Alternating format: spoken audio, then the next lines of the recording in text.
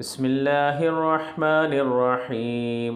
شروع کرتا ہوں اللہ تعالیٰ کے نام سے جو بڑا مہربان نہایت ہی رحم والا ہے۔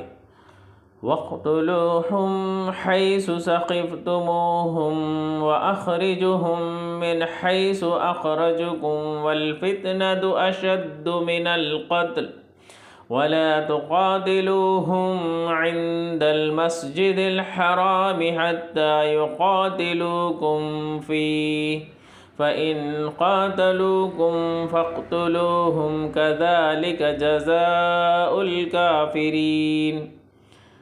انہیں مارو جہاں بھی پاؤ اور انہیں نکالو جہاں سے انہوں نے تمہیں نکالا ہے، اور سنو فتنہ قتل سے زیادہ سخت ہے، اور مسجد حرم کے پاس ان سے لڑائی نہ کرو جب تک کہ یہ خود تم سے نہ لڑیں۔ اگر یہ تم سے لڑیں تو تم بھی انہیں مارو، کافروں کا بدلہ یہی ہے۔ لفظ فتنہ قرآن کریم میں مختلف معنوں میں استعمال ہوا ہے، جن میں سے ایک معنی ظلم اور تشدد کے بھی ہیں، اور شاید یہاں یہی معنی مراد ہوں۔ مشرکین مکہ مسلمانوں کو اپنے دین پر عمل سے روکنے کے لیے بدترین تشدد روا رکھا ہوا تھا، لہٰذا بظاہر یہاں مقصد یہ ہے کہ اگرچہ کسی کو قتل کرنا اپنی ذات میں کوئی اچھی بات نہیں ہے، لیکن فتنہ اس کے مقابلے میں زیادہ سخت اور برائی ہے، اور جہاں فتنے کا سدباب قتل کے بغیر ممکن نہ ہو وہاں قتل کے سوا چارہ نہیں ہے۔ مکہ میں مسلمان چونکہ کمزور اور منتشر تھے، اس لیے کفار سے لڑائی ممنوع تھی۔ ہجرت کے بعد مسلمانوں کی ساری قوت مدینہ میں اکٹھی ہو گئی تو پھر انہیں جہاد کی اجازت دے دی گئی۔ ابتدا میں آپ صلی اللہ علیہ وسلم صرف انہی سے لڑتے جو مسلمانوں سے لڑنے میں پہل کرتے۔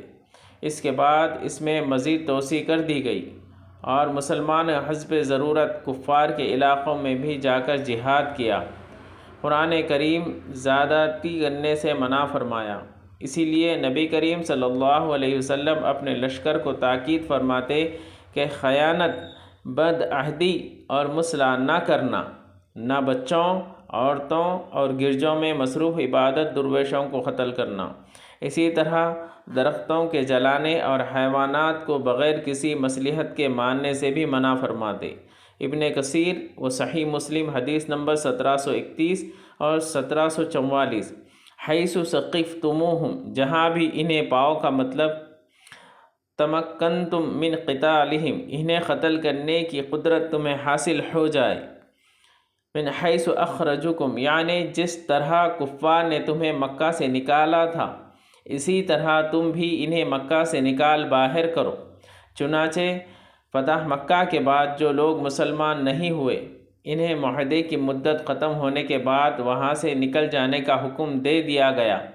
فتنے سے مراد کفر و شرک ہے، یہ قتل سے زیادہ سخت ہے، اس لیے اسے ختم کرنے کے لیے جہاد سے گریز نہیں کرنا چاہیے۔ حدود حرم میں لڑنا منع ہے، لیکن اگر کفار اس کی حرمت کو ملحوظ نہ رکھیں اور تم سے لڑیں تو تمہیں بھی ان سے لڑنے کی اجازت ہے۔